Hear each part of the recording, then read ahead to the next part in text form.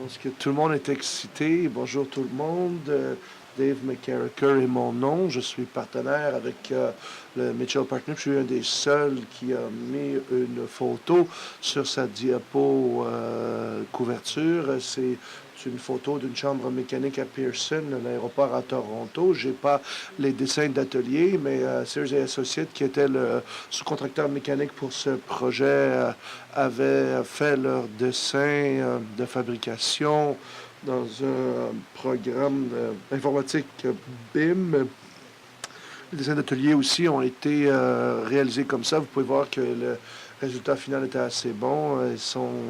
Et maintenant sont stockés. J'ai eu de la misère à trouver ces plans pour faire ma présentation. Alors me voilà. Je suis assez beau, n'est-ce pas? Alors, on parle de la même chose que Ian mentionnait. Il a gradué en 87.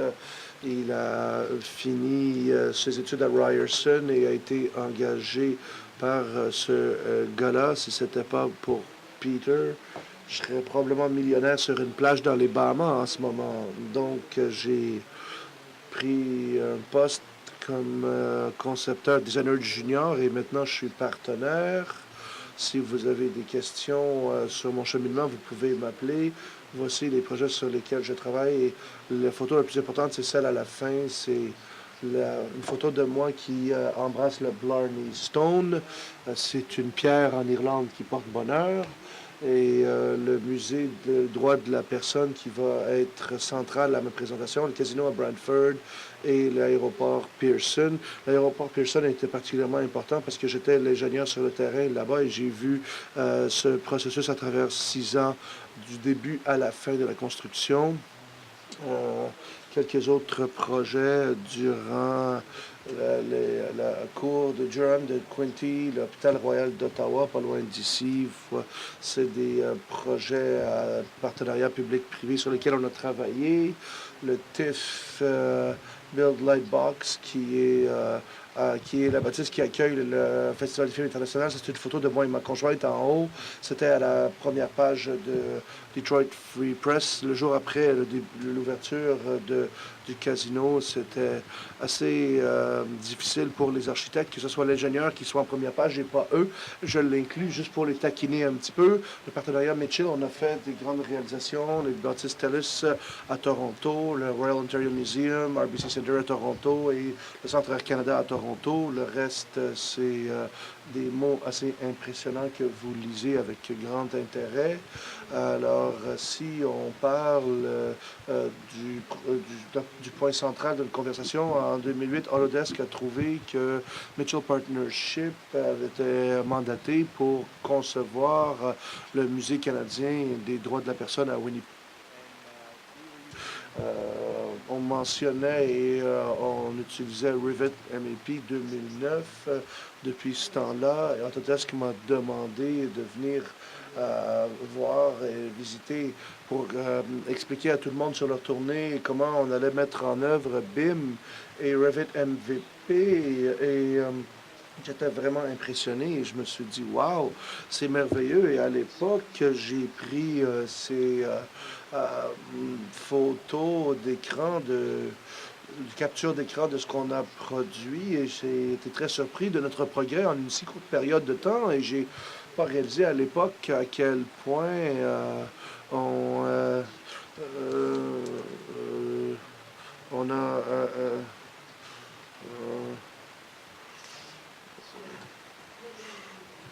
Revit euh,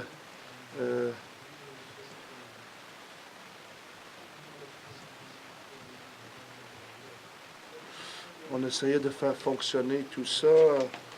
Il n'y a pas beaucoup de familles et les mettre dans le modèle. Donc,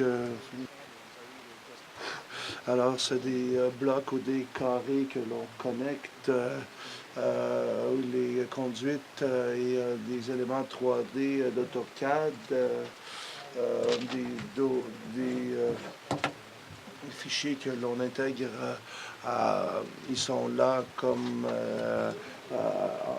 emplacements potentiels sur lesquels on se connecte et on connecte la plomberie Il faut garder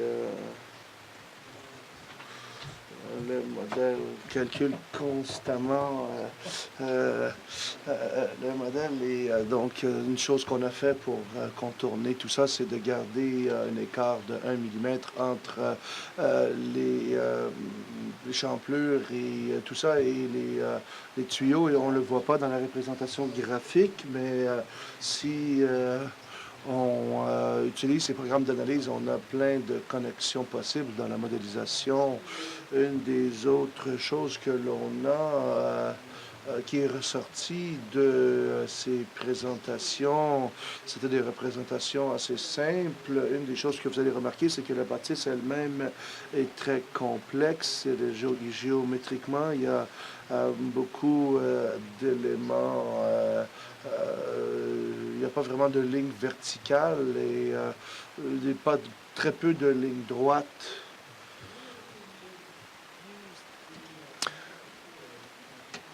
On a utilisé la modélisation d'une façon très importante.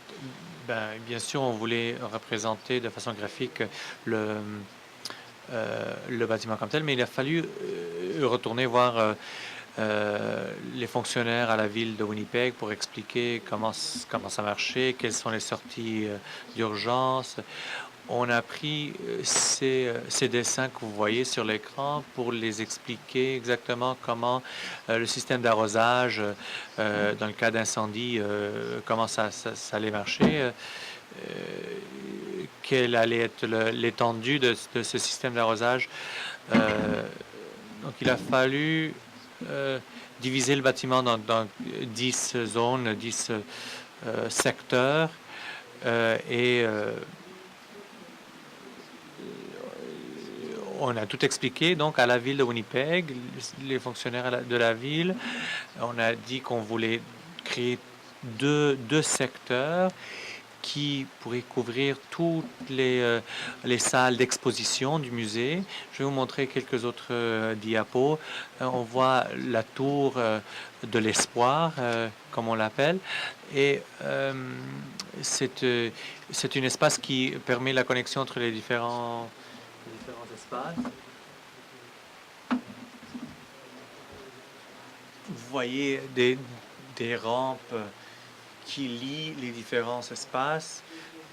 Ici, on voit une vue d'en haut vers le bas à cette structure en forme de creux, de bol. Et on voit jusqu'à quel point ça aurait été difficile de couvrir toutes les surfaces du bâtiment avec ce système d'arrosage. Donc, comment tout montrer de façon graphique, de façon visuelle? Cet outil-là le permet et c'est pour cette raison qu'elle est très utile comme outil. Et finalement, ils ont bien compris ce qu'on a voulu faire à Winnipeg. Ils nous ont donné le permis de le bâtir. Vous voyez l'intérieur du musée, de cet espace-là, la complexité de la géométrie de cet espace. Et partant de ces images simples, on est arrivé aux aspects plus techniques. Ici, on voit par exemple la salle de ventilation et de refroidissement du bâtiment. Vous voyez les tuyaux d'en bas qui permettent la sortie de l'eau et les égouts et tout ça du bâtiment. Vous le voyez d'en haut dans cette image-là. Quelques autres points d'intérêt. Vous voyez cette image-là qui démontre les tours de refroidissement, les mécanismes de ventilation. Vous voyez les ventilateurs pour contrôler la fumée. À Winnipeg, il y a des règles très précises par rapport à la ventilation d'un bâtiment. Et il y a bien sûr des normes établies par rapport à la quantité d'air qui doit sortir et entrer dans le bâtiment. l'échange d'air de l'extérieur, d'oxygène de l'extérieur. Je crois que ces ventilateurs sont parmi les plus grands fabriqués par cette compagnie. Quand est-ce qu'on sait que le BIM est bien coordonné? Je vais vous le montrer. On voit l'architecture, les aspects électriques. On enlève le toit, le plafond. On voit l'arrosage, on voit les lumières. On voit le toit ici. C'est une vue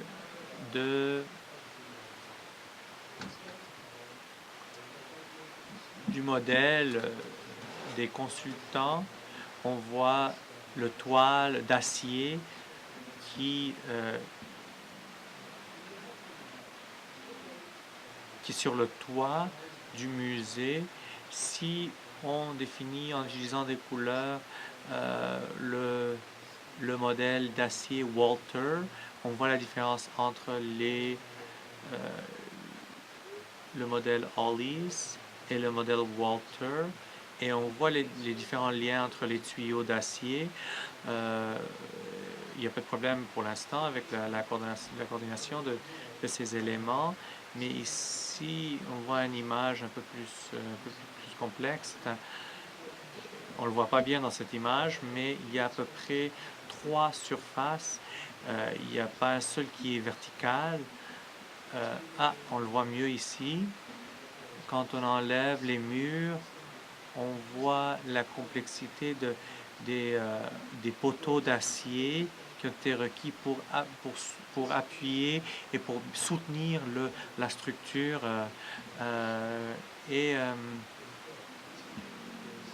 C'est un des projets les plus complexes que j'ai vus. Voilà le modèle Walter. Avant, vous avez vu le modèle Hollis. Donc, vous voyez quelques-uns des défis, des problèmes qu'on n'a pas remarqué, on n'a pas identifié pendant le développement du premier modèle, et ça a causé des problèmes quand même.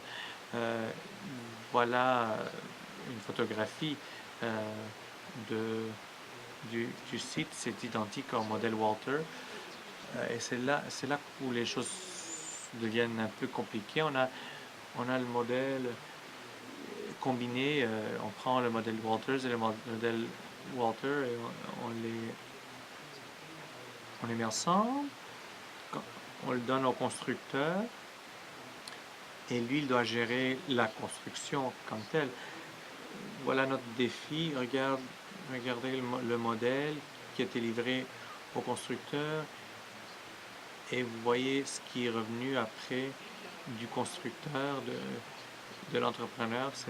On voit soudainement des poteaux d'acier qui n'étaient pas dans notre dessin original. On nous a dit que c'était les consultants qui allaient décider, et nous sommes complètement contre cette décision-là. Ça n'a pas encore été... on n'a pas encore trouvé une résolution satisfaisante pour tout le monde, mais quand on parle de BIM, de coordination, de détection et d'identification de problèmes, c'est très bien pendant le stade, pendant l'étape design, mais ça devient vraiment problématique quand on arrive à l'étape construction, parce que c'est qui le véritable patron, c'est qui le chef, c'est qui dirige et qui prend les décisions quand on construit le bâtiment, parce que BIM n'est pas toujours parfait. C'est un outil extrêmement important, bien sûr. Il y a un potentiel énorme, mais soyez conscients, et vous voyez dans ces images-là, ça démontre exactement ce que je suis en train de dire. Ce n'est pas toujours évident quand on arrive au stade de construction. Donc le modèle est aussi bon. Le modèle va être aussi bon que les données, la qualité des données que vous utilisez pour créer le modèle. Dans les escaliers, il y a eu un conflit entre certains poteaux de protection contre les incendies. Il a fallu resserrer la grandeur ou diminuer la grandeur de la sortie comme telle. Donc il y a eu vraiment des questions assez compliquées. Quand on voit le temps pour résoudre ces problèmes, c'était pas du tout évident ou c'était pas du tout clair au début pendant l'étape design. Donc, soyez conscients que c'est pas toujours évident. Alors, quelques autres projets. Maintenant que,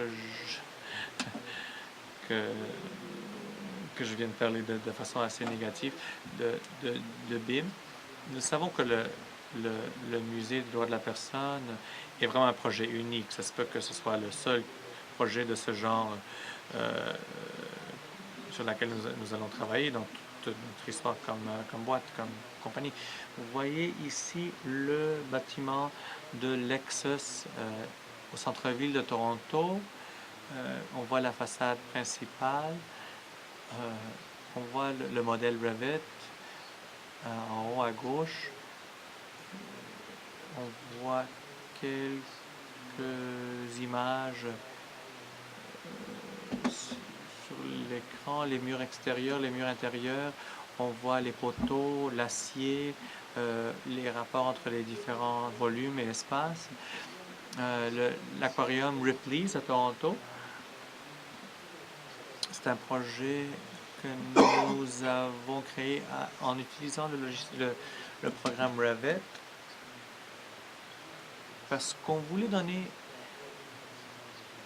donner des images à l'entrepreneur qui, qui sont claires, qui dévoilent, qui démontrent très clairement quelle est notre vision du projet.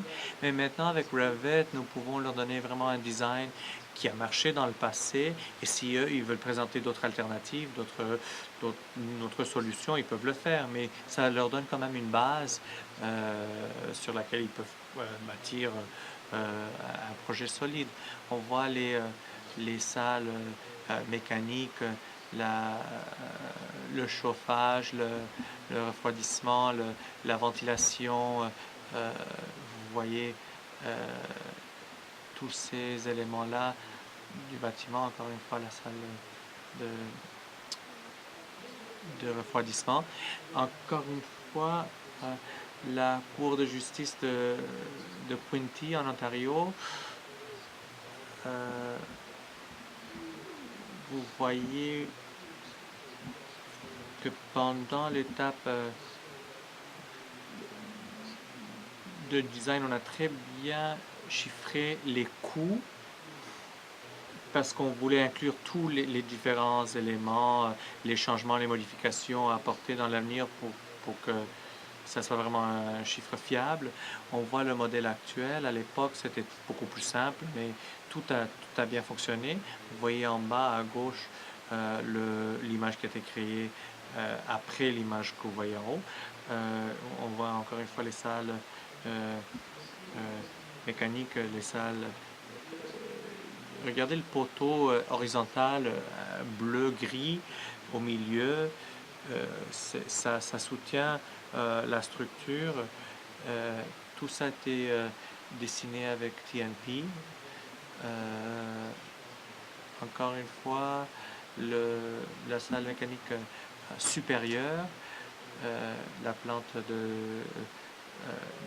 d'eau potable, la salle de refroidissement, les engins, les différents moteurs et générateurs. Et d'autres petits points importants, le Morguard, qui était l'entreprise qui allait gérer le projet.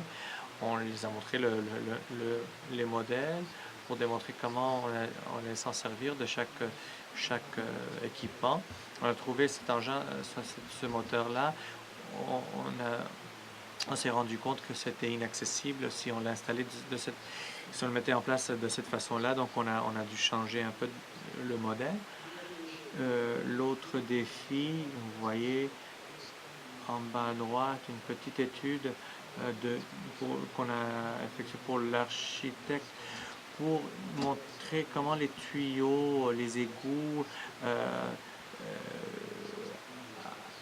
allaient pouvoir se connecter au système de la ville, des égouts de la ville. Une porte d'accès était requis. Il a fallu construire un escalier aussi pour avoir accès. Ici, on voit un dessin de la cour comme telle, de la salle de cours. Ça, c'était pour l'entrepreneur euh, qui allait nous fournir les métaux nécessaires pour la construction de cette salle. Il y avait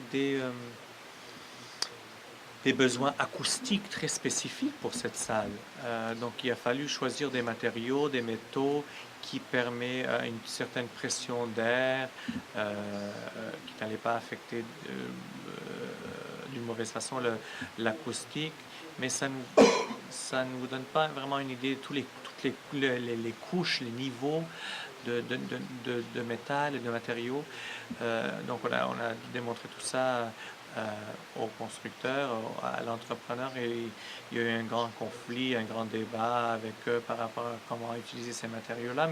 Mais comme outil, ça a très bien fonctionné, ça a très bien marché. On a pu démontrer que les métaux allaient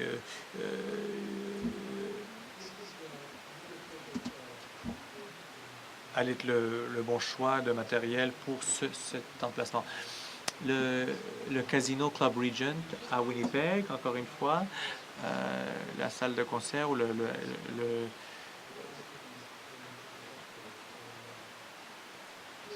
il y a eu encore une fois tout un défi quand on a fait le design du système de ventilation. Vous voyez, il a fallu le construire de façon à ne pas pour que ça entre les poteaux, les tuyaux. C'était très complexe, ça nous a pris énormément de temps et finalement ça a été très utile pour l'entrepreneur parce que quand on a présenté notre modèle final, ça a rendu la tâche beaucoup plus simple, beaucoup plus facile à l'entrepreneur. Vous voyez ici des éléments de coordination, le système d'arrosage sur le toit, vous voyez la salle de concert comme telle, le toit, tous ces tuyaux dont je vous parlais. Voilà une vue prise de la scène. Ici, on voit une image assez intéressante. Je m'excuse pour je suis désolé pour les couleurs, c'est assez foncé. Ça, c'est pour un centre de données au siège social de CBC Radio-Canada au centre-ville de Toronto. Vous voyez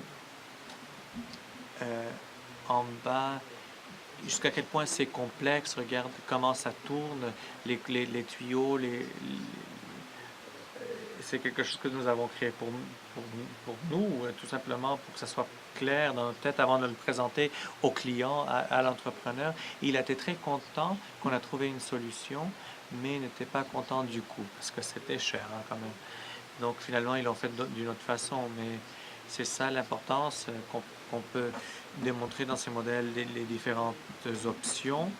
Un autre projet de l'hôpital Women's College à Toronto, il a fallu connaître la boîte Black & McDonald, de comprendre comment les tours de refroidissement allaient fonctionner, comment les tuyaux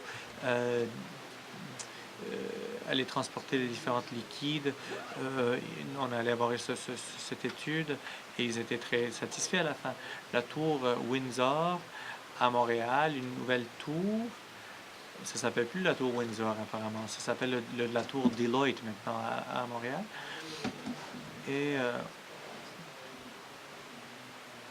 c'est une autre tour dans notre projet que nous avons adopté. Vous voyez ce qu'il y a de semblable et ce qu'il y a de très différent par rapport au musée à Winnipeg. Il y a des connexions de tuyaux assez complexes. Et vous voyez l'évolution de comment, dans les derniers 3 ans, on a commencé à utiliser ces outils et le BIM de façon assez simple. Et maintenant, on est rendu à un niveau très avancé. Voilà la tour Deloitte, encore une fois, à Montréal, avec les métaux, les égouts, les tuyaux. 16 York, l'adresse de ce projet-là au centre-ville de Toronto, encore une fois. L'équipement C'est tous des projets euh, qui ne sont pas achevés, hein. Ils sont euh, en plein développement en ce moment.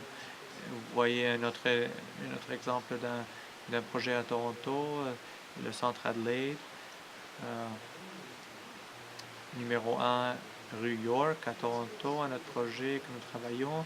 Vous voyez des différentes prises, différents points de vue. Des fois, ça peut être même assez artistique, la démarche, la façon de dessiner, de faire. Et pour arriver au prochain pas, les prochaines étapes, euh, qu'est-ce qu'on a fait avec la boîte TMP alors? On a fait une conversion. En fait, on a pris nos employés euh, de design, nos ingénieurs aussi, et on les a fait subir une formation en dessin et en modélisation. Donc, ils utilisent maintenant ces données pour créer ces images que vous venez de voir, les ventilateurs, les tuyaux. Comme ça, quand on arrive pour présenter nos images, nos modèles aux clients, tout est très clair, très bien dessiné, très précis. Et finalement, ce que nous faisons, ce que nous apprenons à faire, c'est de redessiner, apprendre à dessiner les frontières euh, thermales, c'est-à-dire des éléments assez techniques de l'architecture. On parle de zones thermiques ou thermales qui sont juste en dessous du toit ou du plafond. Et les premiers 15 pieds, 5 mètres, c'est une zone thermale, thermique, pardon. Un architecte souvent ne prend pas ça, ne le considère pas dans ses dessins, mais l'ingénieur doit le considérer, bien sûr, parce qu'on parle de la perte de chaleur, on parle de ce qu'on appelle la peau d'un bâtiment. Donc il faut savoir comment apporter ces données-là et l'employer dans l'élaboration de modèles, utiliser de nouveaux programmes, de différents programmes informatiques, de modélisation. Nous l'avons fait avec réussite, avec 2 petits projets. C'était très difficile. Laissez-moi recommencer. Nous avons pris les données architecturales et on s'est rendu compte que c'était très très complexe, étant donné que les architectes n'étaient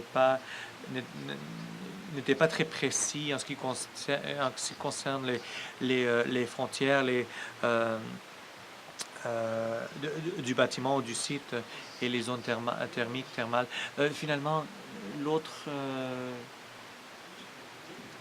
objectif, et ça devient de plus en plus important pour l'avenir de Revit aussi, c'est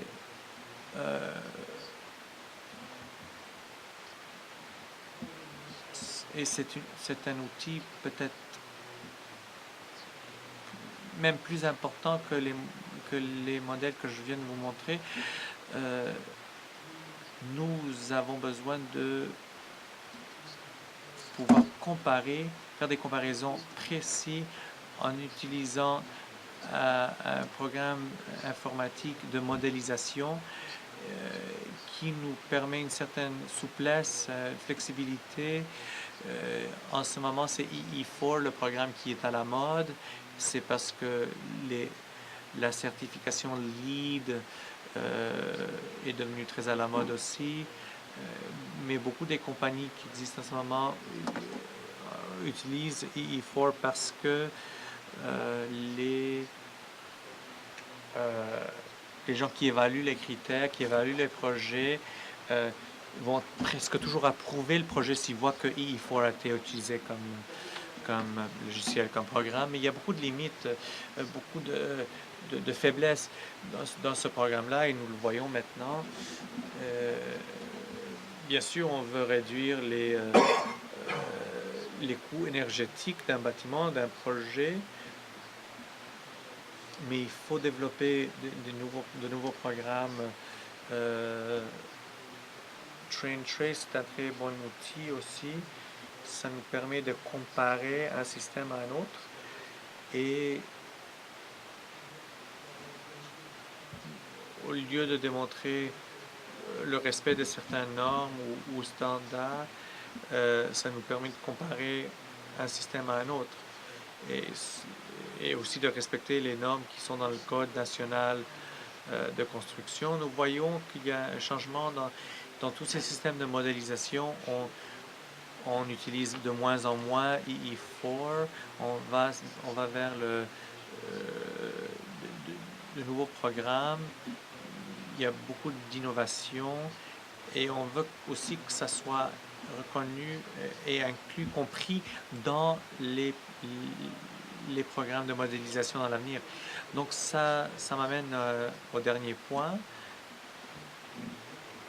que vous n'avez peut-être pas lu, vous le voyez en bas de l'écran. Nous sommes rendus maintenant à une réalité qui nous permet de presque tout faire avec Revit, 90% de notre boulot. Mais les architectes, malheureusement, travaillent encore avec AutoCAD, ce qui nous frustre énormément parce que c'est très différent à ce qu'on nous avait dit en 2008. C'est que on a besoin d'ingénieurs mécaniques qui peuvent travailler avec Revit. Beaucoup de nos clients vont en arrière. Ils veulent Revit, mais pas maintenant, pas tout de suite. Donc, on est très à l'aise maintenant de travailler avec Revit dans presque tout genre de projet. Et je vais arrêter là. Est-ce qu'il y a des questions de l'Ouest? Et nous utilisons tous Revit. Pour revenir à vos derniers diapos et quelques leçons, quelques apprentissages que vous avez eus à travers les années par rapport à la création de zones, de secteurs, je pense que c'est très bien. Moi, j'ai appris très vite en travaillant avec les consultants en Alberta que mon concept de volume ou de masse n'est pas nécessairement le même que le concept qu'ils utilisent. Donc, qu'est-ce que vous avez comme suggestion quand vous travaillez avec les architectes? Comment réconcilier l'effort? Moi, par exemple, je ne fais pas le travail d'un autre si je suis payé pour le faire. Donc, comment est-ce que vous voyez? On prend votre modèle, on le copie et on redéfinit on définit les zones, les secteurs thermiques dans votre modèle et on cherche. C'est assez compliqué. Moi, c'est mon designer de modèle qui me l'a expliqué. Il va chercher le volume, les frontières, la géométrie précise. On l'a fait avec beaucoup de réussite dans 2 projets. Ça a pris énormément de temps pour le faire. Donc, c'est pas un processus simple, mais on est encore au début de cet apprentissage qui va nous permettre de faire cela. Mais on s'oblige, on se force, on fait l'effort pour apprendre parce qu'on se rend compte que c'est un service qu'il faut offrir à nos clients. Quand on se rend compte qu'on a un mandat, on a des objectifs très clairs et il faut le faire 37% mieux qu'une autre boîte, il faut savoir que la géométrie va permettre ces avancées et il faut aller chercher les données très précis dans un format qu'on peut utiliser. Donc on parle de murs qui n'atteignaient pas le plafond. C'est une question de volume, de distance, de géométrie. Donc, il a fallu remplir ou trouver une façon de redéfinir les zones, les secteurs pour que le plafond soit la limite et le mur arrive à joindre le plafond. Donc, il faut souvent redessiner tout l'espace. Donc, je pourrais pas partager avec vous les détails précis parce que c'est vraiment mon designer, l'expert dans notre boîte qui est vraiment celui qui sait exactement ce qui a été fait. Mais ce que j'ai compris, moi, quand il me l'a expliqué, c'est que à travers ou en utilisant ces, ces forums de Revit, oui, ces forums de Revit qu'on trouve sur Internet, vous pouvez tout simplement clavarder et demander à des gens qui connaissent très bien Revit et vous trouverez des réponses sur Internet. C'est des groupes d'utilisateurs de Revit qui ont une présence sur Internet. Et la réponse que nous avons reçue, c'est que la façon de le faire, c'est de redessiner les frontières, les zones, les barrières, au lieu de dépendre ou de se fier aux frontières qui existent dans les dessins de l'architecte. L'autre point, c'est le... Je voulais savoir comment on est allé au-delà de la relation traditionnelle qui existe entre architecte et ingénieur, architecte et designer. Comment est-ce que vous le gérez, cette nouvelle relation? Euh, des fois, vous êtes obligé à coordonner et souvent, vous n'êtes pas payé pour le faire, vous n'êtes pas rémunéré. Peut-être que je devrais vous amener avec moi à Winnipeg et expliquer ça aux clients et aux entrepreneurs et à tout le monde. C'est un débat, je vais être honnête. Nous avons une grosse discussion autour des extras et les services additionnels et on a vu ces conflits. Ce n'étaient pas nos conflits à régler, mais on s'est retrouvés avec ça et donc il faut payer pour tout ce travail. Je ne sais pas comment l'expliquer, mais ça revient à ce que j'avais dans le diapo. Le modèle est aussi bon que ce que vous décidez d'en faire. Et si vous n'allez pas modéliser telle partie ou telle partie, tout le monde doit comprendre que il y a le potentiel de coûts additionnels et de changements plus tard, une fois que la nouvelle information est disponible, soit ça, ou on a des instructions spécifiques dans un design spécifique. Tout est fait en deux dimensions. Traditionnellement, l'entrepreneur responsable, on lui dirait, c'est vous qui faites la coordination de ça avec le métier. La structure du contrat mobilisé des droits de la personne était un peu différente. Je ne veux pas rentrer dans les détails, mais PCL a le contrat au nom du musée et c'est devenu une situation assez délicate. La manière la plus facile d'en sortir pour l'architecte et pour l'entrepreneur, c'est d'avoir les sous-contractants, de faire la révision et régler les problèmes, mais il y avait 500 pages de conflits potentiels quand le modèle Walter a été produit. Donc, on a fait le tour et on a identifié les conflits potentiels, qu'est-ce qu'ils étaient, quelle est la résolution possible. On a passé beaucoup de temps là-dessus et on s'est bien amusé. Ma discussion en termes d'occasion, est-ce que ce serait déraisonnable à ce moment-là? C'est quelque chose qu'on a fait dans l'Ouest. C'est une question de gestion de risque, c'est de limiter le risque et de ne pas de passer le risque. On ne fera pas de coordination finale avant d'avoir un modèle de fabrication où vous allez avoir une compréhension de la conception, mais la coordination finale n'arrivera pas et donc il y a des frais attribués au point où ce modélisation est disponible. Est-ce que c'est quelque chose de raisonnable pour vous ou est-ce que vous me diriez de ne pas emprunter cette voie? Bien,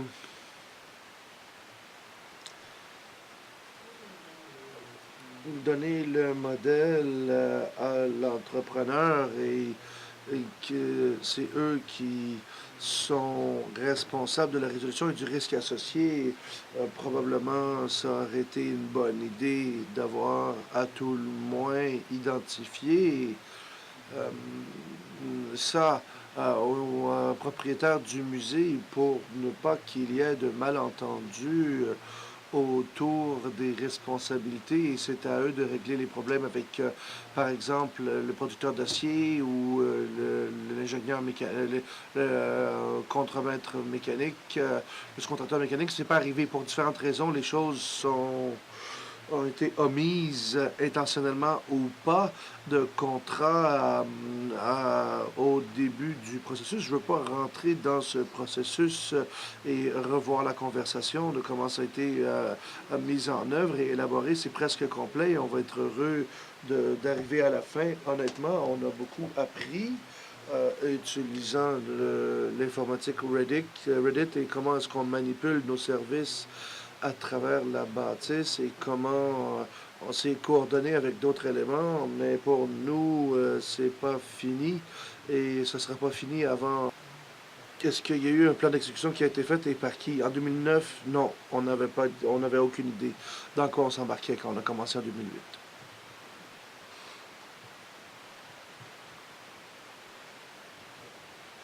Mais on a appris beaucoup, beaucoup depuis. Et je peux vous dire que j'ai ma propre liste d'enjeux à régler avant d'embarquer dans un autre projet de telle envergure.